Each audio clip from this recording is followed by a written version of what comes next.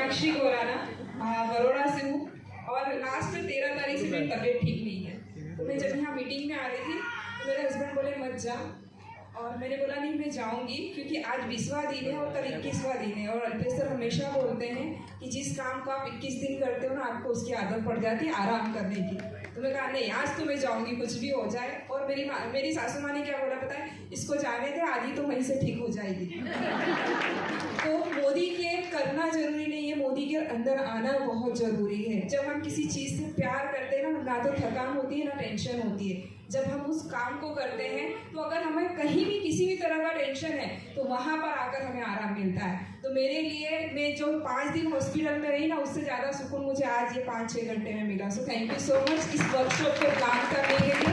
और बहुत अच्छा मैनेजमेंट था, सुरेखा मैडम की ट्रेनिंग बहुत अच्छी थी, अल्पेश सर एक अलग से मोटिवेशन दे के गए।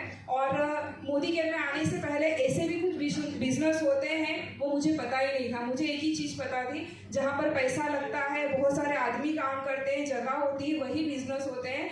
बाकी का ऐसा थोड़ी ना होता है कि कुछ नहीं करना है, समय देना है और लाखों करोड़ों की इनकम आ सकती है।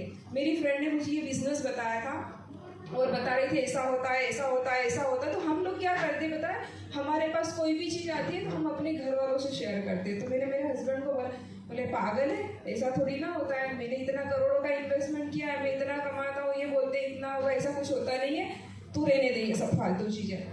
फिर जब मीटिंग में आई तो बहुत सारे अचीवर्स देखे, जैसे अभी आपने यहाँ पर बहुत सारे अचीवर्स देखे, तो एक मन में उम्मीद सी जागी कि जब इतने सारे लोग कर सकते हैं, मैं भी तो देखूँ, मैं भी करना इसको ट्राई करती हूँ। और बिजनेस को सीखना और बताना स्टार्ट किया। पहली इनकम मोदी केयर से 24 रुपये की थी पूरे 1 महीने की। फिर आगे बढ़ते गए, सिखाते गए, करते गए। एक चीज़ पर हमेशा ध्यान दिया, प्लान क्या होता है मुझे आज भी नहीं पता। और जब मैं मोदी केयर में नई थी तो 1 ही महीने में मैंने डायरेक्टर लेवल अचीव किया था, 1 ही महीने में, क्योंकि पता चला था कि फॉरेन ट्रिप भी आई है और 3 महीने का ही टारगेट है। 3 महीने में अगर हम 3 लाख भी करते हैं तो बैंकॉक की ट्रिप मिलेगी। और उस ट्रिप को अचीव करने के लिए पहले महीने डायरेक्टर किया तो जो 24 रुपये का चेक था वो दूसरे महीने 14,400 का हो गया। तो इतना अच्छा लग रहा था कि बस सिर्फ काम करते जाओ और आगे बढ़ते जाओ। ट्रिप के लिए जब काम किया तो director, senior director, I think 4 महीने में एसीडी हो गई थी। और एसीडी में पहले ऐसा था कि 3 महीने क्वालिफाई करना रहता था, 2 महीने हो चुके थे, एक लास्ट मंथ बचा था। और केतन सर का फोन आया, मैडम ये एसीडी का 3रा महीना है और आपको क्वालिफाई करना पड़ेगा। मैं कहा सर नहीं हुआ तो बोले फिर से 3 महीने करना पड़ेगा।